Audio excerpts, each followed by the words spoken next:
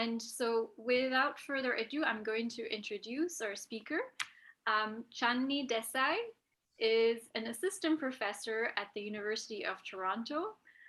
Desai has written articles on settler-colonial economies, resurgent solidarity, security regimes, Palestinian oral history, cultural production, memory, and archives, published in the Journal of Palestine Studies, Race and Class, Curriculum Inquiry, Decolonization, Indigeneity, Education and Society, and several anthologies. She co-edited a special issue on decolonization and Palestine for the Journal of Decolonization. She is the principal investigator on a Shirk Insight Development Grant that explores global histories of Third World internationalism through the work of cultural producers and the infrastructures of dissent and solidarity they built.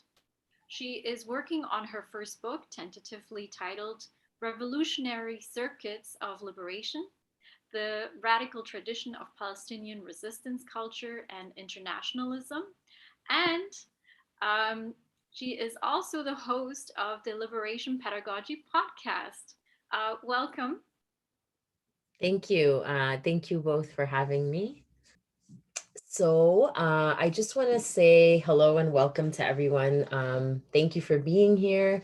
And today I am going to be speaking to you about settler colonialism across two geographies. The focus will be on Canada and then Israel and Palestine. And before I begin, I just want to acknowledge that I'm speaking to you from the Dish with One Spoon territory and on the lands of the Anishinaabe, the Huron-Wendat, and the Seneca.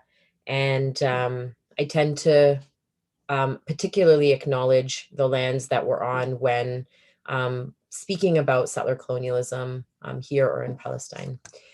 In February 2020, tactical units of the militarized Royal Canadian Mounted Police, the RCMP, invaded the lands of the Wet'suwet'en, a First Nations people composed of 5 clans that live in the interior of British Columbia. The Wet'suwet'en, some of whom the RCMP arrested, were resisting a Supreme Court of Canada injunction ordering them to evacuate their ancestral lands to make way for the construction of the Coastal GasLink pipeline. On 7th February, the RCMP raided Gidimt'en camp before moving on to the Unistoten, as land protectors held a ceremony honoring their ancestors as well as missing and murdered Indigenous women, girls, and Two-Spirit people. Monday, the 10th February 2020, marked a particularly powerful moment of anti-colonial resistance as Unistoten matriarchs and land defenders announced that reconciliation was dead and set the Canadian flag alight in a cremation ritual. Reconciliation is a process initiated by the federal government of Canada to repair the damaged political relationship between the Crown and Indigenous nations. For the latter, reconciliation is associated with a form of healing from the violence of settler colonialism. In a refusal of the ongoing colonization of the lands that the Wet'suwet'en and other Indigenous people across Turtle Island live on, the 5 Wet'suwet'en hereditary chiefs rejected the construction of the pipeline. As the repositories of the authority in the unceded territory by virtue of Indigenous governance structures and customary law processes predating Canadian settler colonialism, the chiefs refused to consent to the state or the industry accessing their territory, whose sovereignty was affirmed in the 1997 Delgamuukw versus British Columbia court case.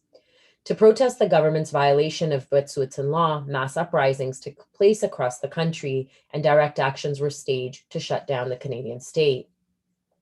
Blocking critical infrastructure such as railways, highways, bridges, ports, city streets, and entryways to legislative buildings and political offices took place. Protesters sought to disrupt supply chains, the economy, and settler governance. Social media posts with the hashtag Wet'suwet'en Strong, Shut Down Canada, and Reconciliation is Dead flooded cyberspace. Rallies numbering in the thousands were held, and Palestinians and Palestine solidarity activists throughout Canada, also referred to as Turtle Island, participated in various direct and indirect actions in solidarity with the Indigenous struggle. At around the same time the Indigenous nations were resisting this colonial encroachment within Canada, Palestinians were protesting the deal of the century, devised by Donald Trump and his administration as a so-called Middle East peace plan. Released on January 28, 2020, the plan was described by legal scholar Noura Arakat as an Israeli plan that consolidates all of Israel's colonial takings. Imposed on Palestinians under duress, Arakat has said, it would be on the ground tantamount to an apartheid regime. In this presentation, I will discuss the resurgence of Indigenous Palestine solidarity that occurred during the Wet'suwet'en protest against the construction of the Coastal GasLink pipeline in Canada, contemporaneously with the release of the Trump Middle East Peace Plan in 2020. More importantly, I provide a textured analysis of the similar, albeit distinct, histories of settler-colonial state formation and the ongoing settler colonialism in both contexts, because oftentimes there are a lot of conflations that they're the same when they actually are not. And while settler colonialism is a generative and important analytic, it contends with the theoretical limits of the settler colonial framework, specifically the settler indigenous binary that privileges narratives of settler triumph and native failure, conflates forms of migration with colonization without a full accounting for race and class differences within settler societies, and obfuscates the centrality of capitalist demands for land in the development of settler capitalist economies. In addition, the article argues that the use of the settler colonial analytic alone is not sufficient for a complex examination of capitalist violence, whether labor regimes, forced migration, or war, race and class, resistance, or solidarity. So using a relational and comparative lens, the analysis that follows avoids collapsing the specificities of each of these settler geographies by contextualizing the specificities of each of the projects. I then shift to do a comparison of anti-colonial resistance, arguing that such resistance to these settler states, specifically economic disruptions, have contributed to accelerating economic crises, particularly at specific historic junctures, impelling both settler states to undertake negotiations with the colonized as a strategy to maintain their capitalist settler sovereignty over the lands they have stolen. Lastly, the analysis sheds light on a praxis of solidarity that has implications for organizing and movement building and joint struggle in the present. And while I'll mobilize the political category, the category Indigenous, I mobilize the term as a political category. I acknowledge that Indigenous, Native, and Aboriginal are colonial impositions. And while they may be so, at the same time, these colonized communities have embraced the terminology of Indigenous to unify land-related struggles and resistance to ongoing dispossession, colonization, and erasure. And so going back to what had happened at Wet'suwet'en territory in 2019, tactical units invaded Wet'suwet'en territory, and again in early 2020, which signaled another moment of mass uprisings in Canada. As the Wet'suwet'en and their allies launched protests against the construction of the Coastal GasLink pipeline, Palestinians and Palestine solidarity activists mobilized to express their solidarity with Indigenous people by calling to shut down the state. The Palestinian Youth Movement, the Palestinian Solidarity Collective, the Canada-Palestine Association, and the National Committee of the Boycott, Divestment, and Sanctions Movement, the BNC in Palestine, all issued powerful statements that underscored the ways that colonial and imperialist forces undermine Indigenous political orders across geographies using similar structures, tactics such as militarized police power, and technologies of violence for land theft, territorial expansion, resource extraction, repression, and criminalization of resistance. The statements amplified calls for the removal of the RCMP and urged Canada to respect Wet'suwet'en sovereignty and uphold the United Nations Declaration on the Rights of Indigenous People. Palestinian leftists and their allies also put their bodies on the front lines during the protests. Members from various organizations that participated in direct actions such as blockades, rallies, sit-ins, and student walkouts. On February 24th, 2020, after the Supreme Court of Canada issued an injunction to dismantle a blockade along a section of the Canadian National Railway tracks, the Ontario Provincial Police raided the Tananaga Mohawk territory and arrested several people. That day, the Mohawks called for observers, and 3 Palestinian organizations from the GTA sent activists to stand on the front lines with land protectors and act as witnesses. During the first few days of the CN Railway action at Tananaga, a Palestinian flag was hoisted along the Mohawk Hawaitha flags on a truck used by warriors to block the tracks, which is the image you see on the slide. Evoking the similarity of shared colonial experiences, Brandon L. from Tananaga told me, I quote, "We proudly hung up the Palestinian flag at the rail blockade because we recognize the Palestinian struggle," end quote. Palestinian activist Rana Nazal, who put her body on the line at 3 rail blockades, the east and west lakeshore lines, Tananaga and Macmillan Yard, reflected on the actions as follows. She says, I quote, "Shut down Canada meant shut down the Canadian economy. These direct actions were so significant because the Canadian government was scrambling to figure out how to stop it. One thing that was special about the blockade that happened in North Toronto was when the police served the injunction to the demonstrators, they burned it instead of keeping it. I thought that was so wonderful because the Mohawks had burned their own injunction earlier, and that was a moment of solidarity, truly," end quote. The Canadian government deployed economic justifications for the numerous injunctions enforced by the police, rationalizing the continuance of systemic oppression, exploitation, and dispossession of Indigenous people by the settler state and industry. The entire economic foundation of the Canadian state is built on the conjoined violence of Indigenous dispossession and genocide, exploitation, slavery, anti-Black racism, and racialized immigrant labor. The indiscriminate power used to criminalize resistance underscored that Canada is a grab, seize, and extract country for the industry. Still, land protectors engaged in a fierce politics of what Audra Simpson calls refusal, that she says comes with the requirement of having one's political sovereignty acknowledged and upheld, and raises the question of legitimacy for those who are usually in the position of recognizing Indigenous people. Burning the injunctions was a form of refusal. When colonial state orders, law, and governance and reconciliation at the barrel of the gun were rejected, this resonated with Palestinians who participated in the blockades, as they too deeply deploy a politics of refusal before forms of colonial and imperialist violence. Rallies against the Trump deal of the century plan also took place the week before the Canada shutdown movement. Palestinian activist Hannah Kawas commented that Indigenous activists who participated in the Vancouver protests were demonstrating their solidarity with Palestinians against the so-called theft of the century. Also on the West Coast, Indigenous land protectors wore keffiyehs as they protected Wet'suwet'en territory. A Six Nation warrior, Shiloh Hill, who defended Gittenden, told me, I quote, "As Indigenous people, our way of life goes against the political agenda of the wealthy and elite that want to control our homelands.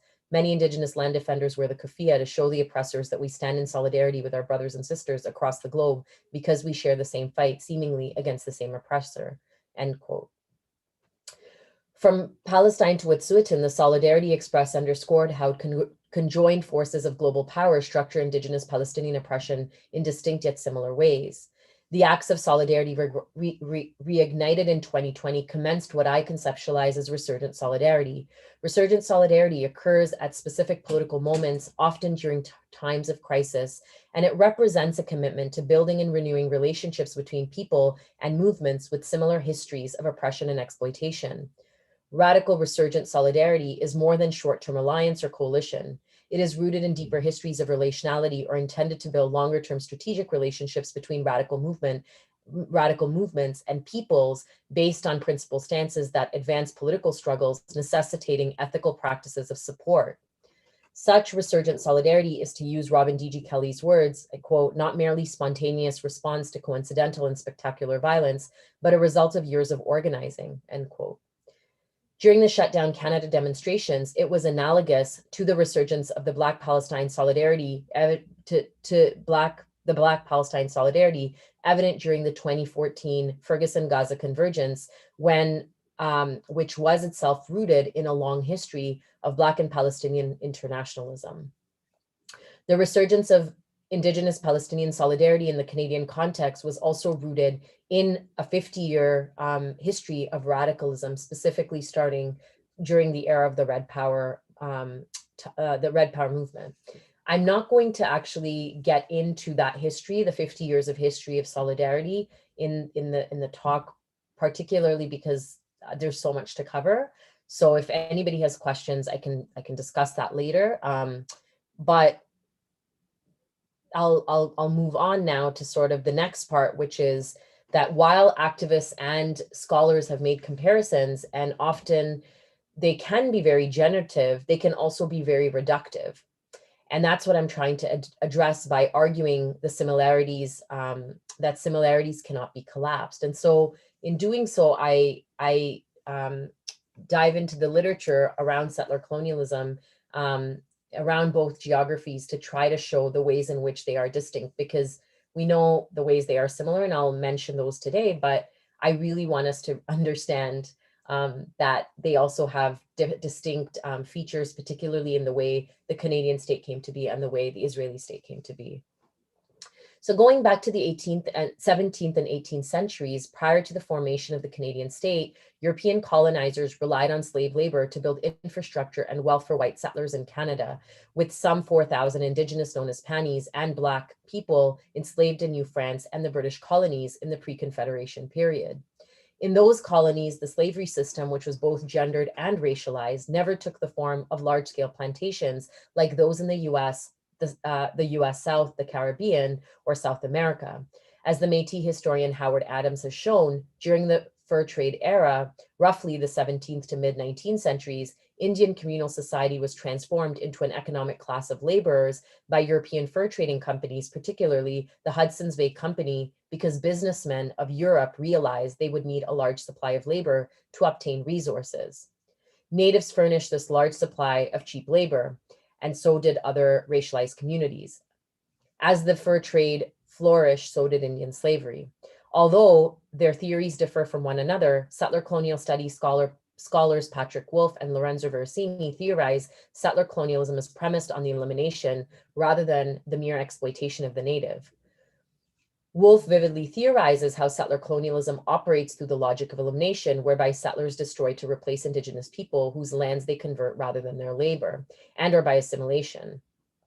While the concept of elimination is essential to theorizing Native genocide as structural, the less known history of Black and Indigenous slavery in Canada, albeit small in scale, compared to the other geographies I've mentioned, shows that settler colonial demand for land did not completely eclipse the demand for labor in the pre-Confederation period. This was also the case of the other settler colonies, such as South Africa, Algeria, Southern Rhodesia, and Kenya, where settlers came to stay and wanted both the land and native labor, but not the people, as Robin Kelly reminds us. They sought to eliminate stable communities and their cultures of resistance. In Canada, the reliance on Indigenous labor shifted after the era of the fur trade because Indigenous labor was no longer central to the accumulation of capital as the industrial economy emerged.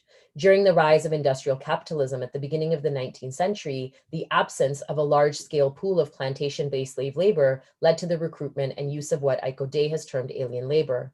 Composed of mostly Black and Asian people, this racialized labor force experienced the exclusion, exploitation, expulsion, deportation, and disposability inherent to racial capitalism. Cedric Robinson reminds us that capitalism was a continuation of early European social orders that pronounced racial hierarchies and class structures, such as feudalism and racialism, which were exported to the rest of the world by Europe's colonial enterprise and evolved to produce a modern world system of racial capitalism. Thus, when using the settler colonial lens, it is necessary to integrate the particular analytic of racial capitalism, since it provides ways of understanding capitalist forms of dispossession that profit from and reinforce class hierarchies, patriarchal formations, and racist ideologies. European Jews were among the first racialized subjects of European racism and proletarianization to face persecution and erasure. In the 19th and early 20th centuries, many of them left Europe's shores in the first major wave of Zionist immigration to Palestine during the decades before Israeli state formation. While there that while there had always existed a small Jewish population in Ottoman Palestine, Jewish immigrants who arrived in Ottoman and later Mandate Palestine during the so-called First Aliyah from 1881 to 1903 hired cheap Arab labor on which they were deeply reliant.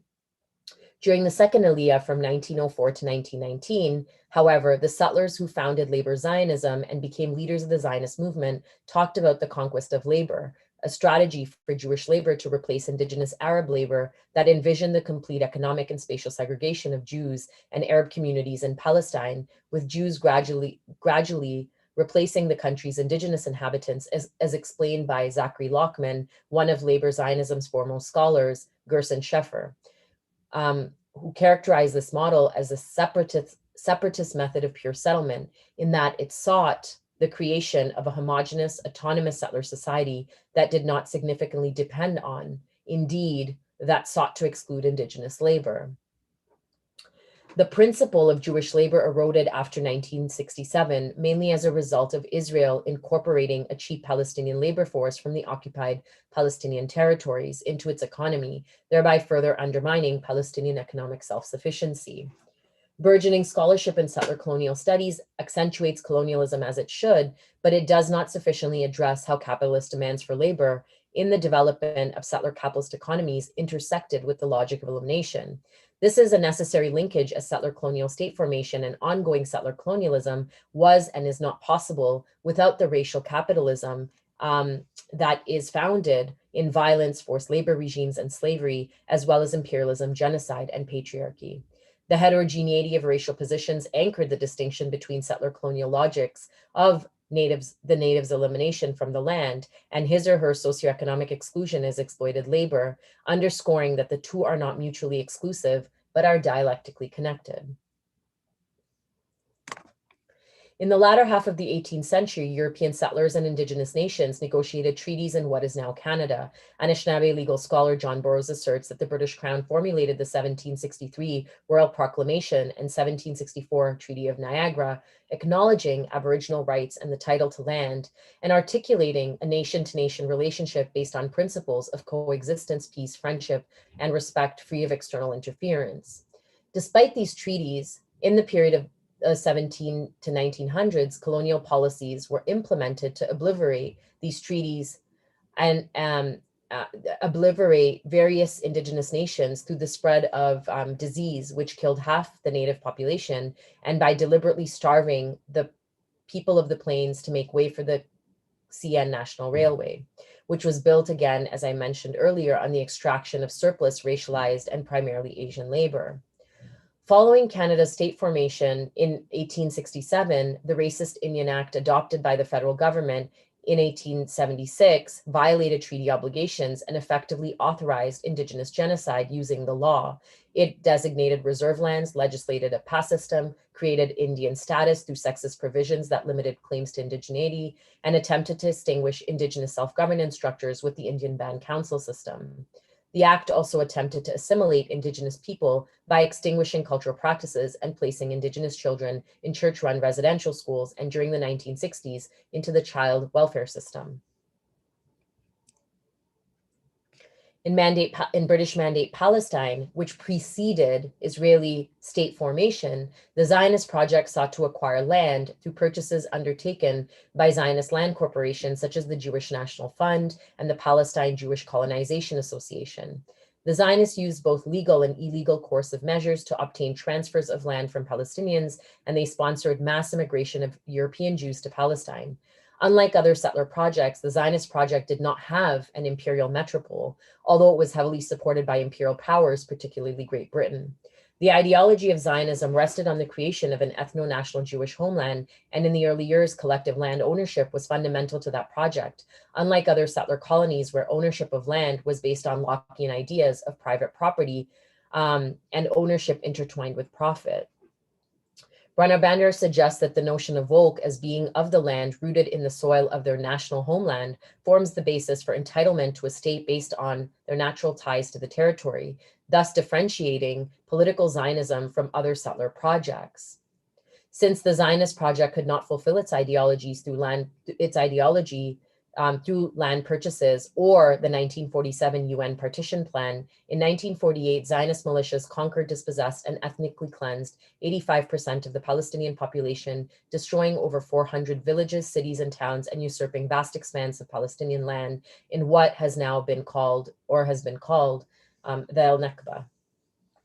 A primarily peasant population became refugees, many of whom were subsequently proletarianized in a process that the logic of elimination does not capture adequately, and specifically for those that became refugees. Treaty agreements between the Canadian state and Indigenous people gestures to the fact that prior to state formation, coexistence agreements were made with Indigenous nations as part of the European settler strategy to access territory, even though these nations were eventually folded into settler structures following genocide and the privatization of lands collectively held by Indigenous nations.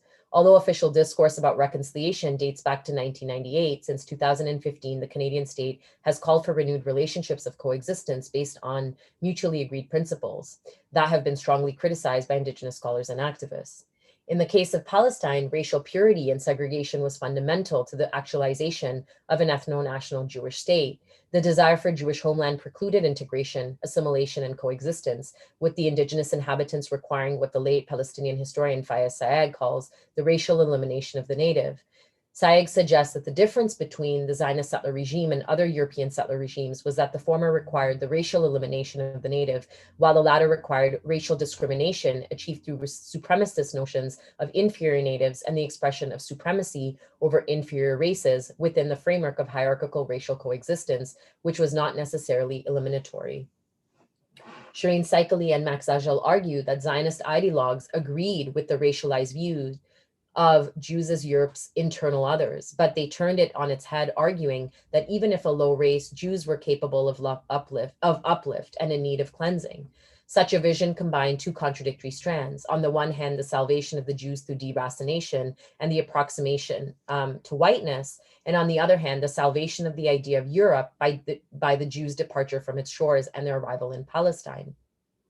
As Nahla Abdo and Nira Yuval Davis emphasized, the Zionist project was primarily a movement of European Ashkenazi Jews who constituted a majority of settlers before 1948 and continued dominating the state after its establishment. Once the state was declared, Zionism secularized and nationalized Judaism, as Arakat reminds us, crafting a modern new Jew from the old religious Jew modeled on white European Enlightenment ideas, values, and culture in a deliberate counterpoint to the Eastern cultural markers carried by Mizrahi Jews as well as Muslim and Christian Arab Jews. Mizrahi Jews in Israel were consequently forced to purify themselves of their ethnic, linguistic, and cultural constitution. And so Mizrahi Jews end up being the Arab Jews from within the Arab region, or African Jews that are from Eritrea or Ethiopia that are, that can settle in Israel. Thus, in both settler societies, colonizers used race to manage and eliminate their native population as political and legal entities, albeit in distinct ways. Where Canada enforced assimilation through the residential school system and other practices, Israel imposed racial purity, complete separation.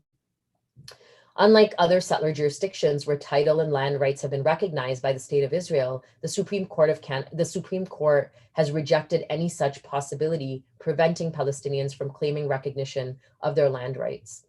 In Canada, by contrast, the settler state recognized and affirmed Aboriginal title to land and treaty rights in Section 35 of the 1982 Constitution Act. Following decades of First Nations resistance, though these constitutionally recognized rights are limited, as corporate and state interests can gain access to Indigenous land bases whenever they like. And we see this with all of the sort of ways that the conversations are going with the pipeline. Another distinction between the two geographies pertains to military rule and governance. In Canada, militarized policing has been used to incarcerate, repress, surveil, and criminalize people of color, Indigenous people, and their resistance, with the Canadian Army sometimes deployed against Indigenous nations. In Palestine, Israel, Palestinians who remained inside Israel after the establishment of the state lived under military rule from 1948 until 1966. And since 1967, the Israeli state has occupied the West Bank, the Gaza, and Gaza, and governed the OPT under martial law. In Canada, the dominant instrument used in Indigenous elimination for territorial expansion has been biological and cultural warfare rather than military occupation. Whereas Canada granted Indigenous people citizenship in 1960, Palestinians are not deemed citizens of the state of the occupied territories. There, because it isn't a state. There, the Israeli occupation regime routinely demolishes Palestinian homes and buildings, implementing de facto land annexation via settlement expansion, while indefinitely imprisoning Palestinians under a military court system and enforcing a siege on Gaza, which is illegal under international law. Since Canadian citizenship contradicts and undermines Indigenous sovereignty, some Indigenous nations, such as the Haudenosaunee, for example, have overtly refused what Audra Simpson calls its gifts. They insist on the integrity of their own systems of governance because the logic of elimination rendered this right of citizenship conditional on the abandonment of Indian status and accompanying rights to live on a reservation. Nevertheless, and despite the state's imposition of Canadian law on Indigenous peoples, Indigenous legal systems have survived intact to some degree and continue to be upheld, as in the case with the Wet'suwet'en. By contrast, in Israel, the law has bifurcated Israeli citizenship and nationality. In the words of Arakat, in order to ensure Jewish nationalism, national rights have been extended only to Jewish citizens inside the 1949 armistice lines, but not to Palestinian ones. As for the Palestinians living in the occupied territories, they have neither citizenship nor nationality rights, only travel documents issued by the Palestinian Authority, a pseudo-state that enjoys no actual sovereignty, while hundreds of thousands of Palestinians continue to live in other countries as stateless refugees.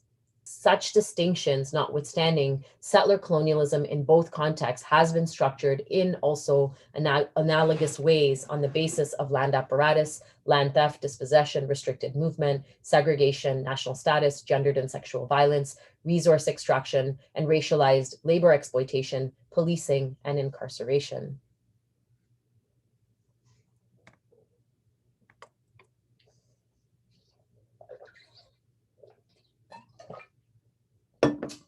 Settler colonialism as a framework is, on the one hand, beneficial in analyzing distinct forms of colonization and methods of structured dispossession. It has reoriented scholarship and activism, making it far more comprehensive, encompassing, in the Palestinian case, Palestinians living inside Israel, as well as in the occupied territories, as well as those living in the diaspora. Yet the limitations of this framework gesture to the need for other analytic lenses, drawn not only from Palestine and Indigenous studies, but also from Black studies, ethnic studies, Marxist feminist studies, which have also theorized capitalist expansion, resistance, solidarity, settler decolonization, abolition, and liberation. As argued by Rana Barakat, settler colonial studies scholars tend to accentuate the language of triumph of the settlers and failure of the native, which is limited when conceptualizing and theorizing resistance.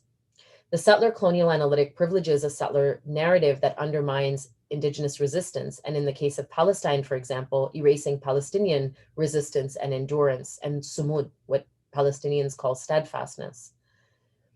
And so Barakat consequently urges us to accompany the settler colonial analytic with also thinking about Palestine and Indigenous studies and the analytics it can provide. Furthermore, an Indigenous settler binary dominates scholarly work even within some of the fields alluded to above, obfuscating the myriad factors that structure power relations, which in turn pervade political organizing and foreclose formations of radical solidarity and co-resistance on a mass scale. One of the limitations of the Indigenous settler binary is its elision of capitalist imperialism and war, both of which have precipitated an international refugee crisis and global migration.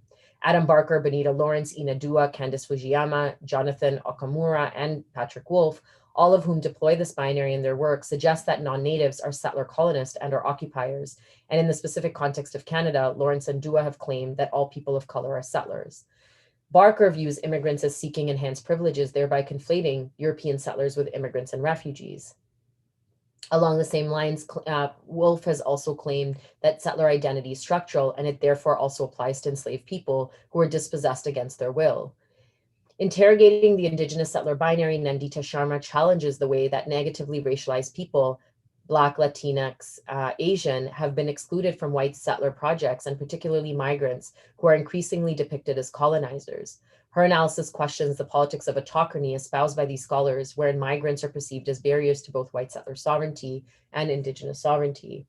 The Indigenous settler binary at times flattens various people's histories, and it obfuscates the dialectical social relations of settler colonialism, racial capitalism, and imperialism on a global scale, in which the key historical dynamics have been exploitation, expropriation, enclosure of the commons, dispossession, displacement, and involuntary movement across geographies. Delinking binaries from slavery, imperialist occupations, and wars and other settler projects obscures capitalism's global and violent transnational character. The conflation of migration with colonization in some of the scholarship denies the migratory histories of Indigenous people, particularly from the global South, and the structural violence they have endured. Imperialism is not an abstract category. It extends state power through the acquisition of territory. In some instances, it is an inherent feature of modern state formation, and it is also a system of capitalist accumulation through financialization, labor exploitation, wage arbitrage, wage deflation, and war, all of which cause dispossession and migration. The border is a crucial pillar of modern-day racial capitalism, which the settler-colonial analytic rarely addresses. Harsha Walia suggests that the border is a spatial fix for capitalist accumulation. Settler states depend on an exploitable cheap labor force brought in from elsewhere, primarily the global South, and those people become subjects of settler state violence, deportability, incarceration, exploitation, and death. The conflation of migration with colonization conceals violence and is simplistic and problematic because in most instances, refugees and migrants who arrive and settle in settler states do not bring a collective sovereignty with them that is connected to an imperial metropole, nor do they seek to destroy existing Indigenous life and political orders through their arrival. In Decolonization is Not a Metaphor, Eve Tuck and Wayne Yang incorporate slavery in their analytic of settler colonialism, terming this the settler-native triad, and they briefly mention the role of US empire in displacing people from elsewhere. Conceptually speaking, and similarly to theorists who deploy the binary, they twofold the experiences of migrants and refugees who are subjects of imperialism, war, and capitalist violence into the subject position of settlers considered to occupy Indigenous lands. Such formulations obliterate the indigeneity of migrants and refugees, turning them into settlers, which severs their relationship to their own lands and communities. The binary and triad frameworks at times erases the settler from other people's histories. Some migrants and refugees constitute what Neighbor calls and terms the diasporas of empire, wherein the subject of imperialism resides within the imperialist state and the empire and its subjects exist in a transnational and contemporaneous frame encapsulated vividly in the saying, "We are here because you were there." Yet Tuck and Yang argue that by virtue of their resettlement, these imperial subjects' struggles are incommensurate or incompatible with decolonization struggles in North America. While the two authors do suggest that settler colonialism fuels imperialism around the globe, they collapse the space-time distinctions between the colony and metropole. If settler colonialism in North America were to be placed within the spatio-temporal context of capitalist imperialism abroad, how might we see these structures and social relations as moving but conjoined parts of the imperial present? What would holding settler colonial empire and diaspora within the same spatio-temporal frame imply for those structurally dispossessed, like the Palestinians, or for decolonization struggles and liberation movements? How would these struggles necessitate one another? In Canada, Palestinian leftists express a poetics of relation with other colonized and exploited communities across Turtle Island, particularly Indigenous people. Although they are forcefully dispossessed by Israeli settler colonialism and various forms of capitalist violence, they describe themselves as participants in a set of social relations embedded within a racialized colonial state hierarchy that enables them to benefit from settlement and citizenship in the Canadian state. During an interview, Palestinian refugee and feminist May Ella asserted, I quote, maybe you can hold more than one thing to be true at the same time. I'm a displaced person. I think of myself as a third-generation Palestinian refugee. I'm not able to return to my homeland, though I would very much love to. And I'm a Canadian citizen, holder of a Canadian passport that benefits from being on this land. So it's important to hold the government to account when they violate Indigenous sovereignty, end quote. For Palestinians like Ella, that is signaling or This is a signaling of the moral and political responsibility to principally act in material ways against structural violence perpetuated by the colonial state, while contending with their dual positionality as subjects of multiple settler colonialisms, a subject of Israeli settler colonialism and beneficiaries of settlement in Canadian settler colonialism. Most displaced Palestinians arrived in Canada as refugees and/or migrants from different geographical areas and class backgrounds through the Canadian immigration system, acquiring refugee or citizenship status inside the colonial state. For many, immigration was not a choice, and upon arrival, they become part of the diaspora of empire. Nevertheless, there is no homogenous identification that diaspora Palestinians in Canada have vis-a-vis Indigenous people or the Canadian state. Some people, mainly leftists, self-ascribe as racialized settlers, while others view themselves as subjects of colonial and imperialist dispossession who did not come to Canada voluntarily and have no nation state to which they can return to just yet. Still, others consider Canada complicit in the Zionist colonization of Palestine and subsequent Palestinian dispossession because of the prominent role Canada played in the 1947 UN partition plan and was influenced by the interests of the Zionist lobby and its Western allies, an allegiance that continues to this day. These Palestinians view their presence on stolen land as a consequence of shared imperialist intimacies between settler projects that structured the ethnic cleansing of Palestine. Some cannot conceive of themselves as settlers because of what an Israeli settler is to them, their colonizer. Yet others remain ambivalent about their position. Palestinian stances vary based on ideology, class interests, political orientations, historical knowledge, and generational differences. However, many have yet to contend with their positionalities as beneficiaries of settlement on stolen lands. Moal Qasim, a Palestinian refugee and activist, says, I quote, we need to acknowledge this. Palestinians cannot absolve their responsibility. He explains that a large segment of the Palestinian diaspora in Canada remains publicly apolitical because of fear of state surveillance, deportation, and incarceration under Canadian terrorism laws that criminalize resistance and even charitable giving, and that can lead to travel bans, for forfeiture of employment, freezing of bank accounts, defamation, and Zionist harassment.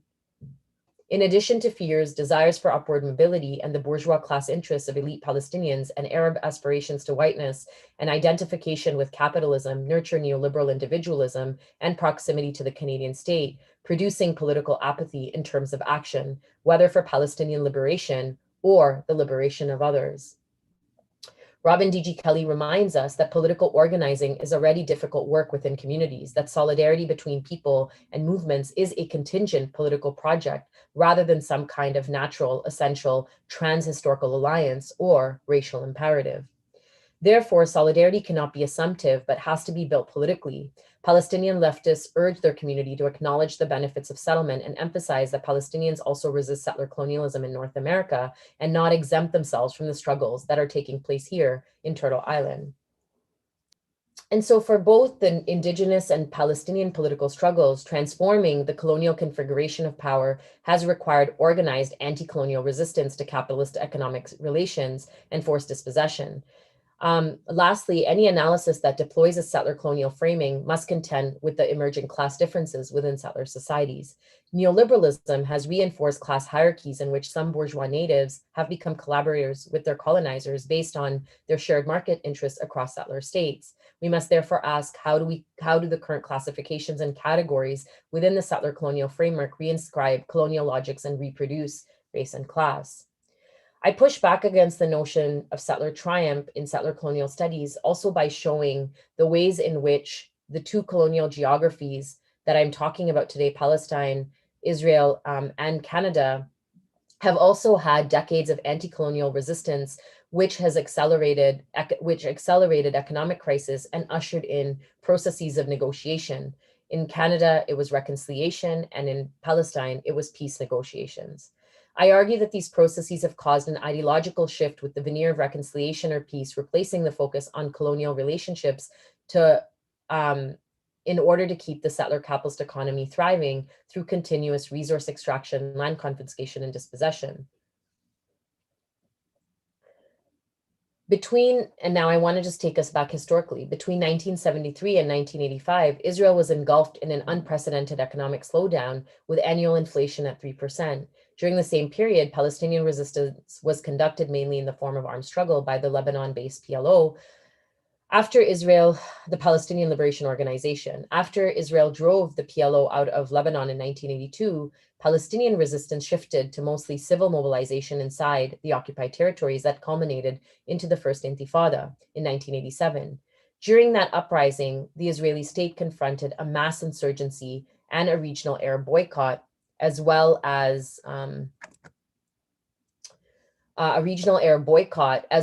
anti-capitalist and economic self-reliance initiatives.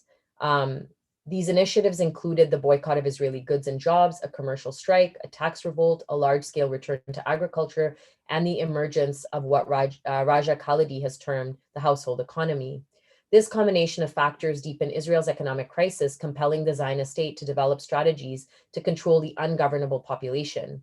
Israel's capitalist interests also viewed the pacification of the Palestinians as a necessary condition in stopping political unrest from worsening the economic situation.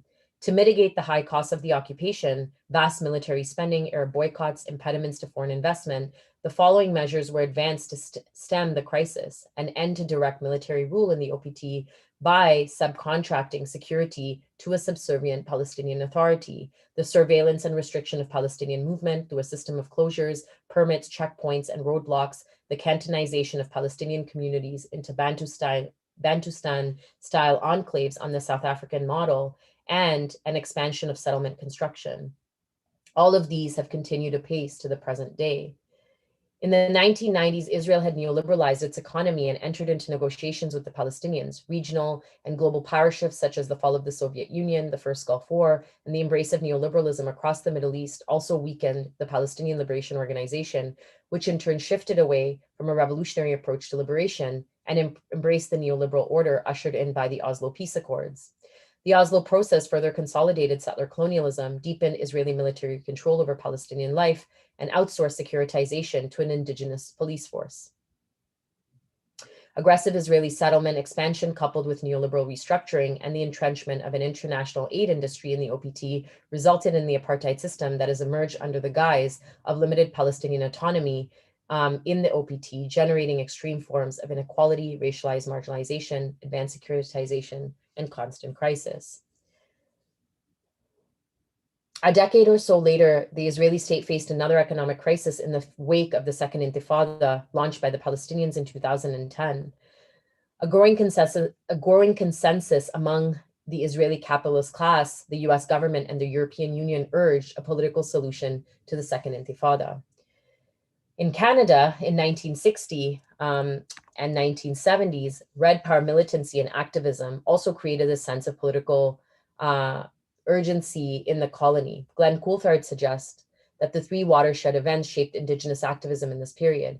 First, the widespread opposition of the 1969 White Paper, which set off an unprecedented degree of political mobilization. Second, there was the Calder versus British Columbia decision, which led the hereditary chief of the Niska to launch a lands claim case in the courts, establishing that they had never surrendered title to their homelands. And third, there was widespread resistance to resource extraction and energy sector development in the wake of the 70s oil crisis, with various Indigenous nations engaging in anti-colonial resistance to the state and the energy energy industry. These events ushered in Canadian government policies geared towards Indigenous recognition and so-called reconciliation. Like the Israeli economy during the 70s, Canada was plagued by stagflation, high levels of unemployment, and a slowdown in the rate of economic growth. The increase in oil prices contributed to the slowdown, causing GDP to fall after 1973, business capital spending to decrease, and the price of key commodities produced by Canada to decline. To boost economic growth and prosperity, the Canadian state developed policies based on capitalist-intensive resource extractive industries to which Indigenous activism presented an obstacle. In the late 1980s, Glenn Coulthard argues that the rise of First Nations militancy and land-based direct actions disrupted and impeded, I quote, impeded constitutional flows of racialized capital and state power from entering and leaving Indigenous territories, end quote. The widespread economic disruption, intensified by direct action, indigenous militancy, and mass insurgencies, produce political economic crises that provoke both states, Canada and Israel, to enter into negotiations with Indigenous nations and Palestinians in an effort to maintain settler sovereignty and dominant capitalist economies. In Canada, the state's approach to Indigenous resistance has shifted under the recent government of Prime Minister Justin Trudeau, which has fully embraced the politics of recognition and its accompanying spectacle of reconciliation, shifting the focus away from Indigenous land claims and sovereignty to shared and cultural recognition, to shared history and cultural recognition. This is why the Wet'suwet'en refusal of extractive industry projects such as the Coastal GasLink pipeline and the ensuing economic shutdown of Canada has been so significant. They expose the veneer of reconciliation for what it is and have pronounced reconciliation dead. In the case of Israel, the Trump plan explicitly revealed itself as an economic plan that simply perpetuates land theft, dispossession, and settlement construction, consolidates apartheid, and liquidates Palestinian aspirations to a state, self-determination, and return. Mass Palestinian rejection of the plan exposes peace for the facade it has been for a long time, yet in the way that Oslo's impact continues to linger, even after the process has repeatedly been pronounced dead, the effect of the Trump plan on the ground is impeding to de jure Israeli annexation of the OPT that will devastate Palestinian lives. An Indigenous delegation, a feminist delegation from Toronto that traveled to Palestine in 2018, witnessed the preemptive logics of the Trump plan and its Israeli corollary in the annexation plan. They observed the ongoing theft of water and land in the Jordan Valley and elsewhere, home demolitions and dispossession of Palestinians at Khan al-Ahmar, the closure of Palestinian roads linking Jerusalem to the West Bank, the relocation of the US Embassy to Jerusalem, the increased Judaization of Palestine's topography, the expansion of Israeli settlements, and the racialized terror enforced against Palestinians. The delegation's Indigenous feminists from 6 nations learned about the economic resistance strategies that Palestinians deploy to remain on their lands, even amid the occupation, and the self-reliance and steadfast practices they follow. The history of anti-colonial resistance across these colonial geographies underscores the importance of organized resistance and its ability to disrupt settler capitalist economies, as well as the tactics and discourses, such as reconciliation and peace, used by nation states to suppress and pacify defiant opposition. While such tactics have at times been supported by bourgeois Indigenous Palestinian leaders who have fortified their commitments to liberatory politics and have adopted an individualistic and neoliberal approach to decolonization that furthers settler colonial capitalism, social movements nevertheless continue to critique and defy them and build alternatives. And so I want to just close with my thinking around a praxis of solidarity. With global powers joining forces to structure capitalist violence, the past 50 years have offered many lessons from which to glean political insight, particularly the affirmation that joint struggles in the form of direct action and popular resistance to disrupt settler economies are effective. Radical resurgent solidarity is thus an urgent and necessary political project in the contemporary moment. As violence under the guise of peace and reconciliation intensifies in Canada, murders against Black life, counterterrorism discourses that attack Muslims and Arabs and South Asians, and the violence goes on and on and on. Based on shared principles of liberation, demanding a commitment to mutual self-determination and collective visions for the transformation of society, resurgent solidarities are necessary aspects of co-resistance.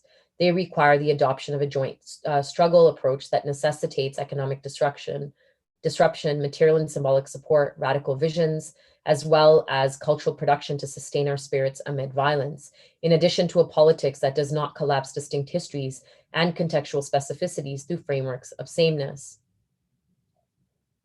Activists and movements should also be mindful of their differential locations and of complicity entailing in advancing colonial and neoliberal politics of recognition and peace.